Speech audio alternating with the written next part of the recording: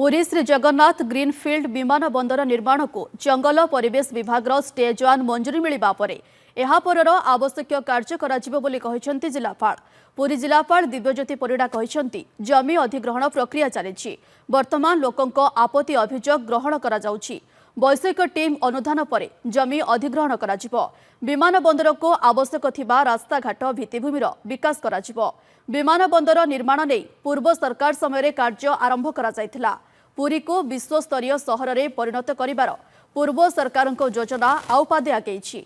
बुद्धिजीवी कहते केंद्र जंगल और परिवेश मंत्रालयर अनुमति पुरी रे विमान बंदर प्रतिष्ठा और पर्यटन विकास रे सहायक हेबो।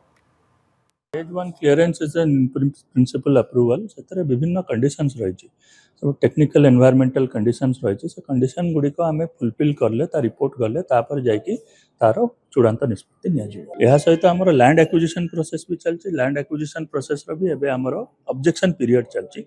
जहाँ भी ऑब्जेक्शन आसीबो ऑब्जेक्शन को हियरिंग करिकी प्रॉपर तार सब केस गुड़ी को क्लियर करके तापर आमे लैंड एक्विजिशन पे यह एक निश्चित स्वागत योग्य विषय विशेषकर पूर्व सरकार जो योजना थिला जे ईस्टर्न जोन एक प्रथम ग्रीनफिल्ड एयरपोर्ट करिवार जहाँ योजना आरंभ करथिले एवं से समय जो डीजीसीए को मागणा 1100 माने एकर संपत्ति जोगै दैथिले तार आज पूर्ण रूपरेख आसी पहुंची। निश्चित भाव एक खुशीर दिन विशेषकर ओडिशावासी आरंभ करी पुरीर